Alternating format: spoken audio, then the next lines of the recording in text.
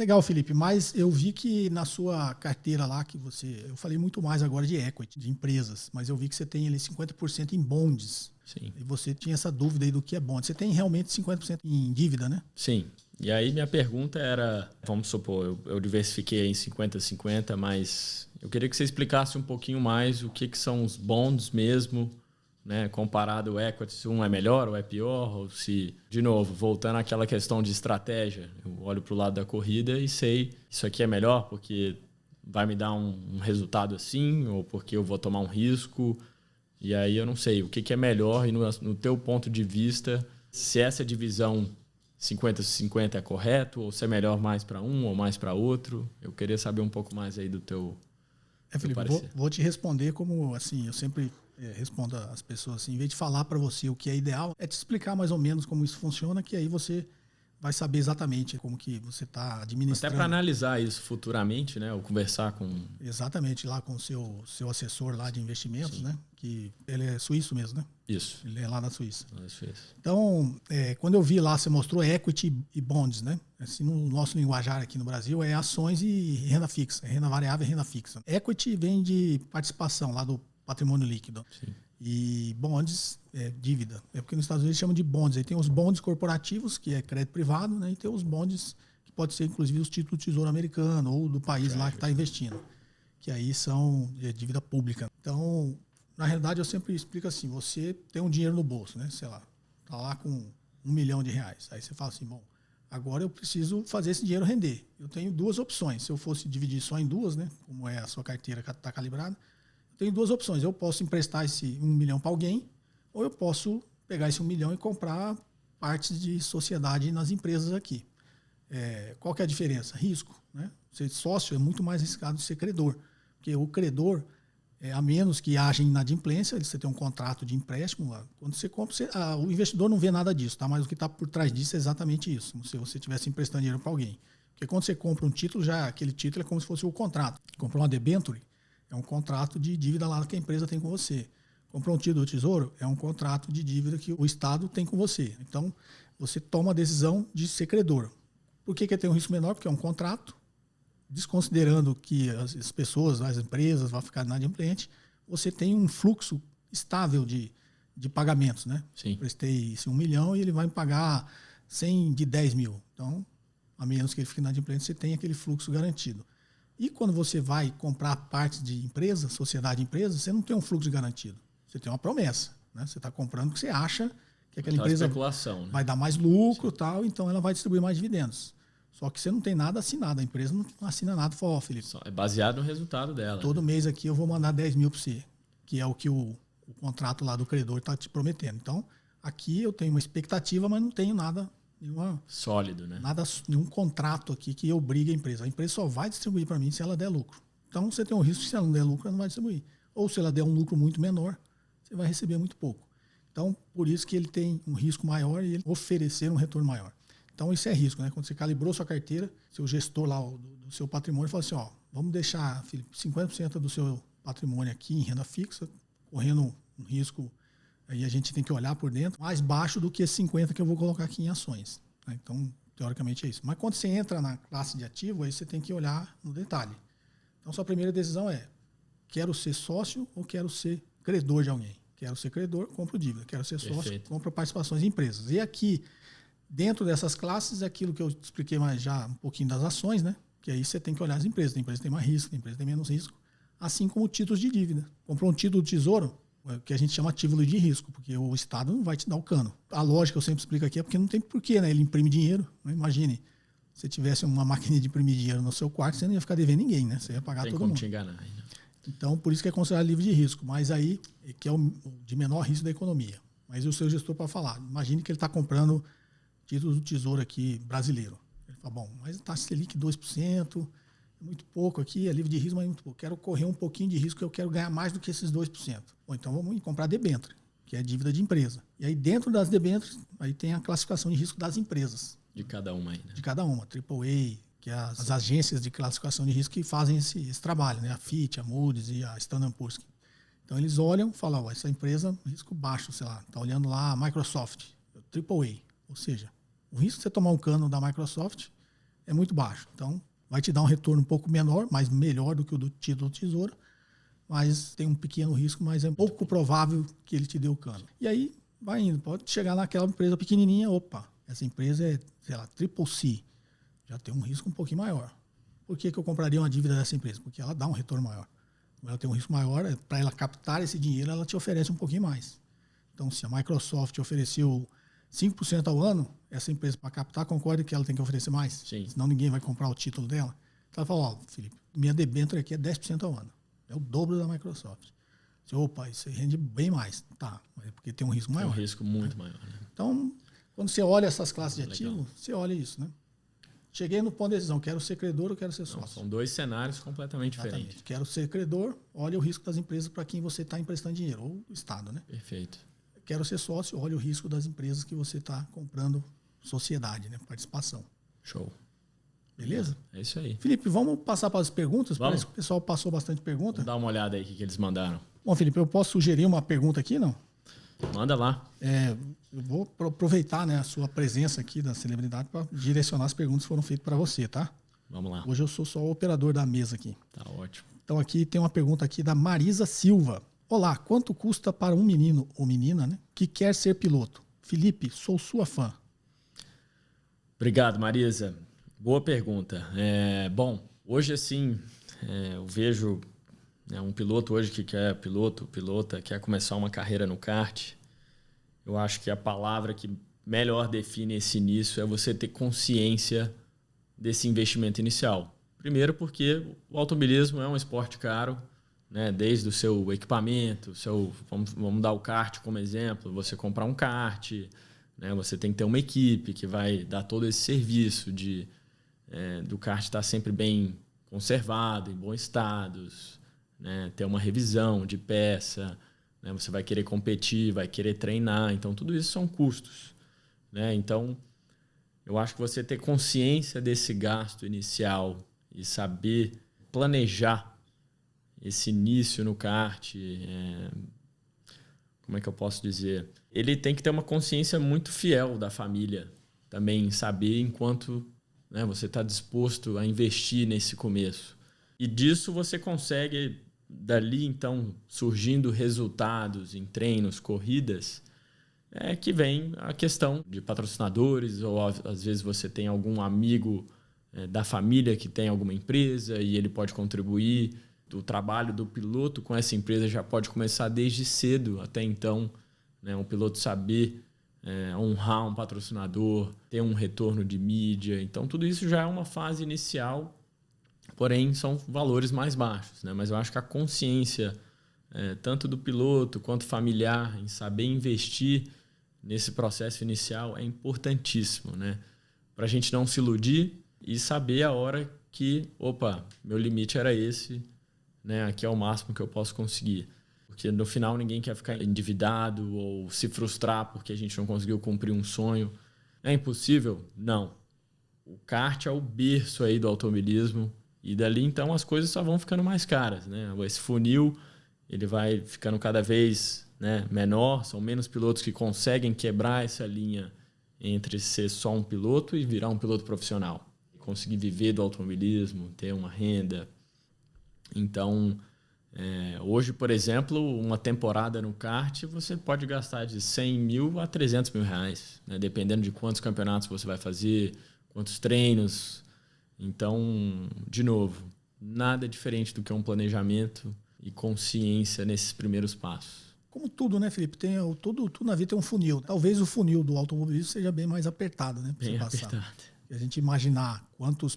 O Brasil é um berço de pilotos, demais, bons pilotos. mas são pouquíssimos que então, chegam lá. Você imaginar quantos pilotos de kart tem no Brasil ou de outras categorias e quantos conseguem chegar à Fórmula 1. E toda categoria... Cabe nos dedos da mão, não cabe, Felipe? Não, é muito pouco, né? Eu penso assim, eu acho que talvez jogar na seleção brasileira, você está fazendo uma comparação, né? Para você chegar lá, quantos outros jogadores também, né, não tem que passar nessa peneira aí? E de piloto não é diferente. Né? Para você conseguir chegar à Fórmula 1, passar por todas essas categorias e, né, toda categoria que você vai passando, são despesas mais altas, são categorias mais caras, né? E daí também tem um investimento pessoal, né? Como atleta, você tem que cuidar do seu condicionamento físico, nutricional, recuperação, fisioterapia, tudo isso faz parte do pacote, né? Não adianta eu pensar, eu quero ser o melhor piloto, mas eu não faço nada. Eu fico o dia inteiro em casa, só sento no carro e guio, isso não vai te levar a lugar nenhum. Né? E a mesma coisa desse compromisso inicial no kart. É importantíssimo ter um pé no chão e saber, seja a família, seja os amigos que estão dando essa oportunidade para um devido piloto ou pilota, e daí, então, tomar, né, essas decisões, né, de como levar essa carreira adiante. Legal, Felipe. Bom, Marisa, acho que o Felipe respondeu, né? Assim, como tudo na vida e todos os esportes, você necessita uma dedicação e investimento, né? Sim. E o automobilismo realmente é um esporte que demanda um financiamento aí muito forte. É um pouquinho mais caro do que outros esportes, né? Mas nada impede que, se a pessoa desejar aquilo, for um sonho, tiver talento, e como você disse, se planejar direitinho, no início sempre tem que ter o apoio da família, né? Depois amigos, mas quando você profissionaliza tem que ter empresas, né, te apoiando. Então, por aí, Marisa. Mas nunca deixe o seu sonho. Sonho vivo, tendo, né, dedicação, esperança, boa vontade. Eu acho que são alimentos aí fundamentais para qualquer piloto que queira começar uma carreira hoje. Saber se dedicar, ter disciplina. E sonhar é bom demais. Como eu sonhei um dia, nunca imaginei que ia chegar à Fórmula 1 e pude realizar esse sonho. Mas, de novo, sou muito grato pela minha família, pelos esses amigos, que no começo é o que você falou, Cobori, é uma coisa bem caseira, uma coisa de família, ajudar amigos ou empresas ligadas à família, e dali, né, dar início a esse sonho. Até fazendo um paralelo, Felipe, eu trabalhei muito tempo com fusões e aquisições, e inclusive eu dei uma palestra lá no Google Campus, né, para as startups, como que os investidores avaliam e faz uma precificação do preço daquela empresa, né? Está iniciando. E naquela fonte de financiamento, né, sempre a primeira, inclusive nas startups, a gente põe que é o Family and Friends. Sempre a família e os amigos no start inicial que dá aquele apoio. Que põe um dinheirinho ali, faz aquela empresa nascer, aquela ideia começar a virar realidade. Depois, Family and Friends tem que ter aí investidores mais capacitados, de bolso maior, exatamente, né? Dinheiro para continuar a carreira daquela empresa. O automobilismo é isso. Sem um investimento inicial, sem um planejamento, você não tem, né? Você tem que ter esse início vem muito assim, bem caseiro, né? Como você falou, family and friends, e dali em diante os resultados vão surgindo, né? Vencendo campeonatos, sendo um bom piloto, um bom investimento para aquela empresa, né? Você já cria um vínculo. Eu acho muito bacana, né? Tem casos, né, de patrocinadores que pegam pilotos no início da carreira, como foi o caso do Hamilton, por exemplo, uma ligação com a Mercedes, desde a época do kart.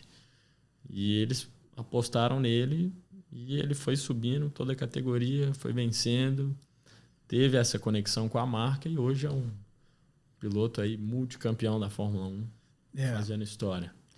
Você quer escolher uma, Felipe? Vamos puxar uma aqui, ó.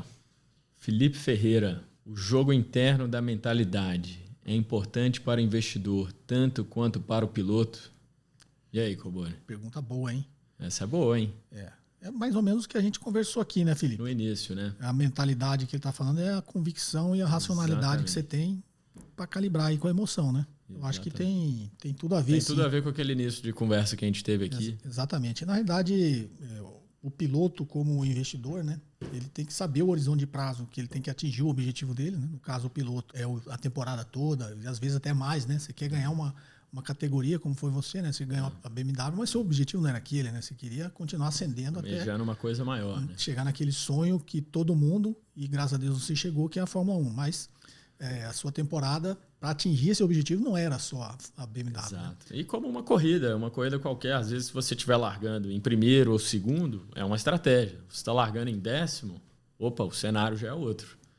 Se você não fizer nada diferente largando em 10º, você não vai sair dali. Concorda? Exatamente. Então, às vezes, tem que ter né, uma estratégia mais ousada, ou pensando a longo prazo, eu vou economizar meu pneu para chegar no final da corrida e eu vou conseguir, né, aproveitar tudo isso que eu preservei e ter um resultado diferente no final. Então, acho que vai bem do papo aí que a gente teve no início. Exatamente. E o investidor é a mesma coisa, né? Ele tem um horizonte de prazo lá para o seu investimento. não faz sentido, né, dar uma dor de barriga amanhã na bolsa e o cara começar a fazer as coisas que ele não planejou, né? O lado emocional, o cara fica louco, né? Exatamente. Na corrida, que sei lá, faço? o cara tá lá, não, meu objetivo é chegar em terceiro e tal. E por algum motivo ali no meio da corrida, opa, dá para eu ganhar, né? Do nada o cara põe isso na cabeça e sai costurando. Fazendo a né? loucura. Fazendo a loucura e acaba quebrando o carro e ficando pelo caminho, né? Vamos escolher outra aqui, Felipe? Vai lá. O André Costa. O que as empresas brasileiras precisam para que possam investir melhor em nossos atletas? Olha, eu acho que as empresas brasileiras podiam não, eu acho que a gente, né, o atleta hoje depende dessas empresas brasileiras, né? A gente não consegue traçar um sonho, uma carreira sem ter o apoio, justamente aquilo que a gente está falando, né? Eu acho que essa imagem, né, de você ter um piloto profissional, ou seja, um atleta profissional representando o Brasil afora e traçando uma imagem, traçando uma conexão com o público, eu acho que isso não tem coisa mais gratificante, né, para uma empresa. Você investir desde o início. Posso dar um exemplo? Eu vejo assim, me espelhei até como um cara como o Guga, né, que teve ali patrocinadores que acreditaram nele no início da carreira e o cara deslanchou e virou um campeão. Eu acho que isso não tem história mais legal, né? E você cria um vínculo com todo esse pessoal, sejam fãs, sejam seguidores desse atleta, e sem contar que todo o esporte, eu acho que o automobilismo em si, ele oferece também um networking muito bacana, né, para empresas, para investidores, porque ali você está falando com pessoas, seja um chefe de equipe, o cara tem um outro negócio, seja uma empresa vinculada, você não sabe, é uma peça, seja peça de carro. Então, isso cria um network gigantesco, seja para uma empresa privada, uma corporativa. A gente, né, eu já vi de tudo no meio do automobilismo, mas sem as empresas brasileiras, a gente não consegue dar um passo a mais, a gente não consegue almejar um futuro realmente profissional. Então, eu vejo demais a necessidade, seja de ter uma, como você falou, quando você deu o exemplo quando você foi presidente Vice-presidente da Confederação Brasileira de Golfe, você tinha ali, né, sei lá, 5, 10 atletas que tinham potencial de chegar, né, a um nível profissional. É ali que as empresas têm que ser parceiro, né? Esse momento é crucial na carreira de um piloto, atleta, enfim. Você poder dar esse próximo passo e dali, então, a tua preocupação como atleta é isso. É botar o resultado, trazer o resultado, em vez do cara ficar aqui, poxa, mas não tenho dinheiro para treinar, não tenho dinheiro para fazer isso, né? É muito difícil, é muito delicado, mas não é impossível. E eu acho que a gente aí tem tantas empresas com potencial que podem, né, investir ali em um atleta, 2 atletas de um meio, que seria fantástico. Na realidade, é assim, o que eu vejo no Brasil, e eu senti isso na parte da Confederação Brasileira de Golfe, é que o Brasil, a gente ainda está muito preso em algum esporte só, né? A gente, só o futebol que canaliza futebol, os recursos, exato, né? E aí, mas também tem outro lado, né? Que eu até brinquei, acho que uma vez que eu fui numa comissão do Senado explicar isso aí, era o Tostines. É fresquinho porque vende mais ou vende mais porque é fresquinho?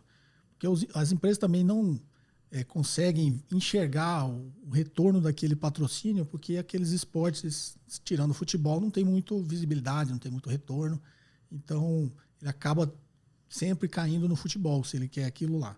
Só que, por outro lado, os esportes, para ter visibilidade, precisa de investimento, né? Então, você vê países aí muito mais profissionais nisso.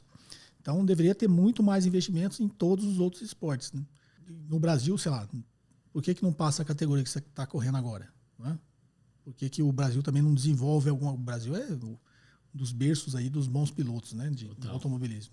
A gente só tem, sei lá, Stock Car e rallies, né, que tem aqui. Por que não faz uma categoria parecida, né, com essas categorias de entrada aí depois que o cara sai do kart? Mas aí, novamente, depende de dinheiro, financiamento privado, né? Não dá pra gente querer ter um novo Ayrton Senna, um Nelson Piquet, um Emerson Fittipaldi sem a gente investir na base, né? E a base é o quê? A gente dá a oportunidade para essa molecada que está começando, ou ter campeonatos de base bem estruturados, ter categorias de bases bem formuladas, bem apresentadas, para o menino poder traçar né, sair do kart, agora eu vou andar o quê?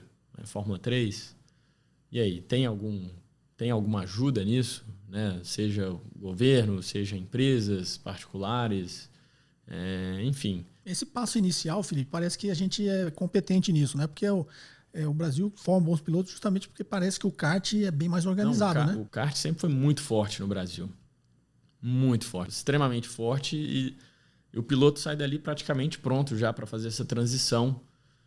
E a quantidade de pilotos de kart todo ano é sempre um número, né? Então, a quantidade de pilotos aí competindo é sempre alta. Então, o Brasil está sempre produzindo talento.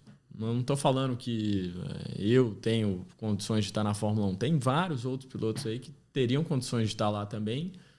E o mínimo que precisasse é uma empresa que acreditasse e que fala, eu quero ter meu nome alinhado a esse piloto, quero ser parceiro.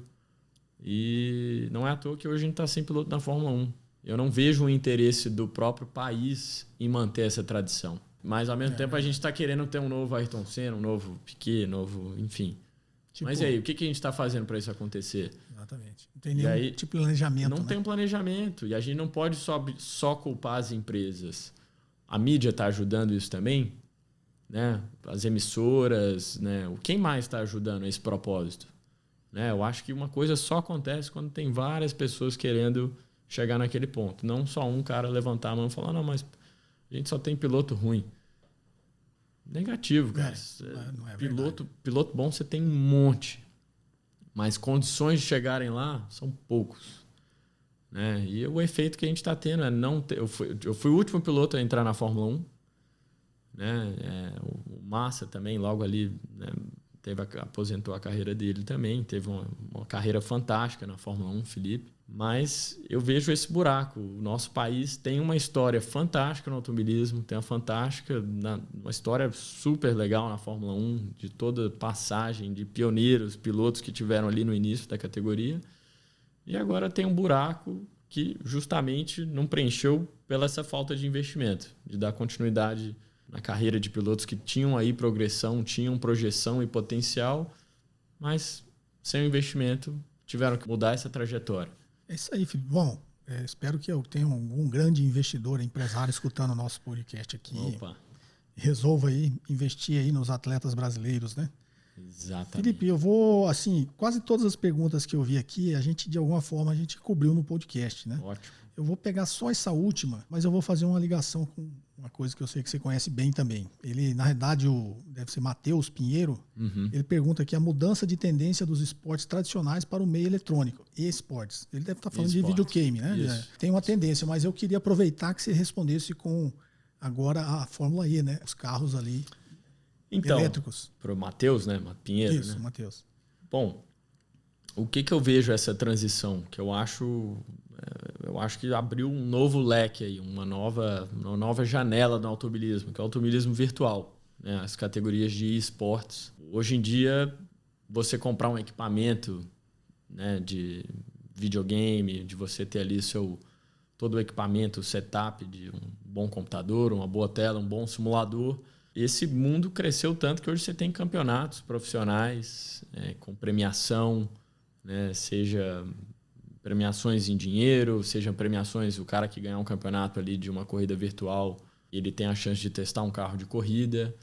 Eu achei super legal, né, de ter acompanhado esse crescimento. O simulador sempre foi uma ferramenta nossa de piloto. Acho que desde que eu comecei minha carreira, né, surgiu dos videogames, aí passou o simulador que a gente se prepara para todo final de semana de corrida. Você replica ali, né, toda a ação do carro.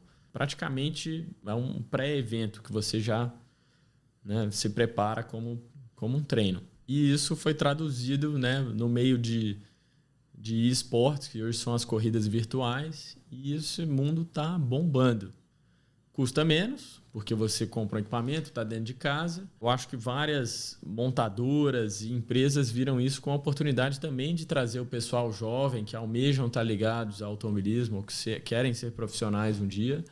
Eu acho que o acesso é muito legal, né? É um acesso, né? O custo-benefício de você poder estar vinculado a uma corrida virtual hoje é muito mais fácil. Você comprar um carro de corrida, não, quero ser piloto, não, acaba que custa menos e você pode ter ali uma projeção futura de tirar aquilo como uma carreira, né? E como você falou da Fórmula E, Kobori, hoje os carros elétricos já não é uma novidade, a gente sabe disso. E a Fórmula E é um segmento aí que tem muito a crescer nos próximos anos. É um segmento líder elétrico, né, inovador. Também eu acho que todo ano esses carros só vão evoluir, vão ficar mais rápidos. Você correu uma corrida? Eu fiz 3 provas da Fórmula E, mas a equipe não era muito boa, então não tive nenhum resultado assim expressivo e não quis perder o foco que eu estava no campeonato americano, então não quis abrir mão daquilo. Mas eu acho que assim, do que eu vi a Fórmula E esse ano para daqui 5 anos, eu acho que vai crescer bastante. É um meio... Os carros têm evoluído, Felipe, porque a impressão que eu tenho, eu vi lá no início, né? É que aqui o carro não tem arrancada, o carro é meio... Já melhorou bastante. Já melhorou bastante. Do primeiro ano da categoria para cá, antes eles tinham 2 carros toda a prova. Então eles tinham que parar no box, trocar de carro, porque a bateria acabava, tinham que subir em outro carro e terminar a corrida num segundo carro. Hoje não. Hoje os carros já têm mais potência, a bateria dura a prova inteira. A competição tá muito focada ali na questão de gerenciamento de bateria, né? Porque se você anda muito rápido, você consome a bateria, você não termina a corrida. Esse é o lance da Fórmula E. Então, você tem ali diferentes montadoras que fazem, cada um tem o seu motor elétrico. O segredo, então, é economizar energia. Total. Essa categoria, o cara tem que ser inteligente, saber administrar o ritmo e a bateria. Legal. Bom, Felipe, a gente acabou aqui ficando bastante tempo, né? Bom demais. Antes de eu esquecer, Kobori, eu queria aqui te dar um presente, que é um par de luvas que eu corri em Le Mans em 2018. Vou mostrar para vocês aqui na câmera. Legal. E Le Mans, para quem não conhece, é uma das provas mais famosas do automobilismo, de endurance. Vários filmes, né? Em Hollywood. Vários filmes. Para quem assistiu Ford versus Ferrari, é um filmaço. E ali explica bem esse automobilismo raiz, né? Que antigamente era normal os pilotos correrem de Fórmula 1, de Le Mans, Daytona. Era muito comum o piloto correr de tudo, né? Mas dali que veio a história mesmo raiz do automobilismo. Então, quem tiver uma chance aí de assistir o filme. E aqui fica meu presente para você. Legal, ter participado aí do podcast. Felipe, bom. Obrigado pelo presente e participar do podcast. Foi um prazer meu, né? Te receber aqui e a gente conseguir conhecer mais, né? Da sua história, dos detalhes e também fazer essa analogia, né? Com os investimentos, que eu acho que tem tudo a ver, né? E eu, para te retribuir, o meu presente é mais singelo, é o meu livro, né? Mas acho que ele pode te ajudar aí nos seus investimentos. Eu tenho muito a aprender aí ainda dos investimentos. Esse é o livro Análise Fundamentalista. Como obter uma performance superior e consistente no mercado de ações. Na realidade, você vai aprender aqui a precificar uma empresa, tá, Felipe? E ele está escrito aí numa linguagem mais simples também. Espero que você goste. E os cursos, né? Eu tenho os cursos, vou te dar os acessos aí. Tem um que é o comportamento dos mercados. Ele é mais completo, é como se fosse um MBA enxuto, sabe? Só, digamos assim, aquele que você faz um MBA e fala assim, mas o que serve aqui para mim no dia a dia, nos investimentos, né? É como se você pudesse ter essa opção, porque eu era professor de MBA, então, e eu dei, né, aula de todas as disciplinas do MBA de Finanças do IBMEC e eu acabei fazendo um material enxuto ali com realmente, na prática, ali no dia a dia, o que interessa. Esse é o primeiro curso que eu lancei, chama Comportamento dos Mercados. Eu lancei um só sobre ações, que é um investidor de alta performance, que esse só ensina a investir em ações e, inclusive, valuation, né? E o último, eu lancei um mais rápido aí, que eu entreguei ao vivo, que é o Imersão em Fundos de Investimentos, que é aprender mais ou menos o que a gente fez aqui, né? O cara entrar no fundo, ver que ativo que tem, por que tem aquilo, por que o gestor comprou, por que não comprou. E o último agora é o Segredos da Independência. É um bem completão também, assim. Né? Não é tão, assim, uma carga tão teórica como tem no comportamento dos mercados, mas tem bastante teoria também, mas explicada de forma didática. Vamos começar. Quando é que eu começo aí? Agora. Manda um e-mail aí que eu te passo a ser. Fechado. Legal, cara, eu gosto de sair da minha zona de conforto. Eu gosto de estar aprendendo outros assuntos. E é sempre um desafio, né? E para a cabeça estar aprendendo, eu acho isso aí, ter esse equilíbrio, né? Sai um pouco também da vida só de corrida e aprende outros assuntos aí que futuramente é importantíssimo. Legal. Bom, Felipe, mais uma vez, muito obrigado pelo seu tempo. Eu sei que é corrido, né? Você chegou... O Felipe, pessoal, quem não sabe como ele corre nos Estados Unidos, ele mora nos Estados Unidos, né? Mas sempre nessa época, né, Felipe, você vem passear, ver seus pais, sua família e pescar, né? Que é o A coisa que te relaxa, né? E esse é um bom hobby. Esse é um bom hobby. Então, muito obrigado novamente pelo seu tempo aqui, pela visita. Show aí. Obrigado pela aula de hoje. Que isso. E nós tivemos uma aula de automobilismo aqui. Pessoal, espero que vocês tenham gostado. Podem fazer os seus comentários para quem estiver vendo o podcast aí no YouTube. Eu acho que nas plataformas de podcast, para quem estiver só escutando áudio, dá também para fazer os comentários em alguma das plataformas. Eu agradeço aí a paciência de todos.